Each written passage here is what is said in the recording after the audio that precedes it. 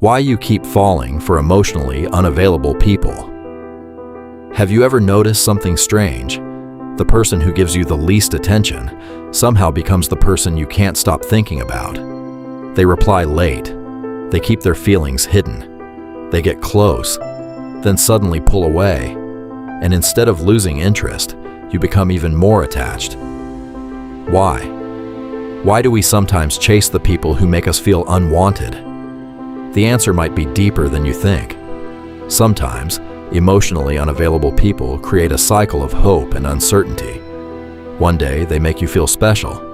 The next day, they become distant. And your mind starts asking, what did I do wrong? Why did they change? How can I get that version of them back? And suddenly, you're no longer simply interested in the person. You're trying to win back their attention. That's where things become dangerous, because uncertainty can make feelings feel stronger than they actually are. When someone is consistently loving, you know where you stand. But when someone gives you affection one moment and distance the next, you're constantly waiting for the next moment of connection.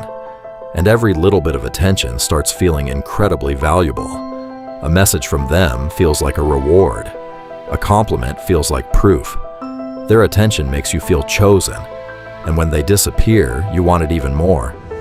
But there's another reason this can happen. Sometimes, familiarity feels like love.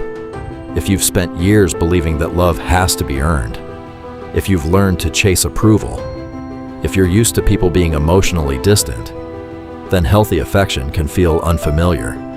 And unfamiliar doesn't always feel exciting. Sometimes it feels boring. Meanwhile, someone who keeps you guessing can feel incredibly attractive.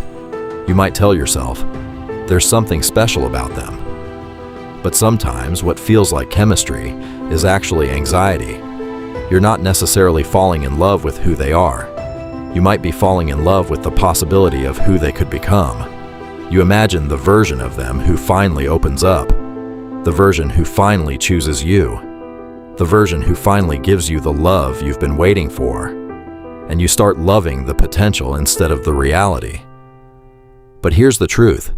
You shouldn't have to convince someone to care about you. You shouldn't have to decode every message. You shouldn't have to constantly wonder where you stand. And you shouldn't have to become better just to earn someone's basic emotional availability. Real love can be complicated, but it shouldn't constantly make you question your worth. Someone can be a wonderful person and still be the wrong person for you. And sometimes, walking away isn't giving up on love.